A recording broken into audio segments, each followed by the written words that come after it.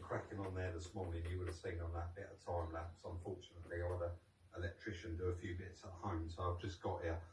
But he's got that new chassis leg in there. He's got it all lined up. And if you do look back at that bit of time lapse, you would have seen he had a vernier gauge out, and he's even measured every one of these spot welds where they was on the original one. He's gone through and put them all in exactly the same place, just so that if this car is ever involved in another accident, it will behave in the same way. It's not stronger, it's not weaker, it's exactly how it was from the factory. I did want to point out as well, you can't really go wrong with this. This mounting here, just turn this one up the right way. As you can see, it's recessed there, and the bed has actually got a dowel that goes in there, so it lines up perfect.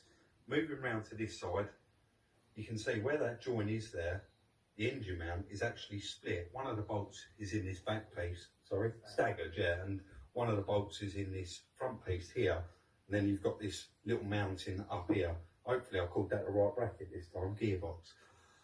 So that is all in there, it's perfect. In a minute we're going to try on the front panel again, just make sure that's fine. On this side, chassis leg, Chris has started the process of drilling these out already. When you get to here, this bit in particular is actually boron steel, this back half. So he's had to pilot all these out. And when it comes to welding that new one back in there, this is going to be quite time consuming because you've got to wait quite a long time between each weld for it to cool down properly. Otherwise you could change the, what's the word for it? The composite of the metal. This is very, very strong stuff, boron.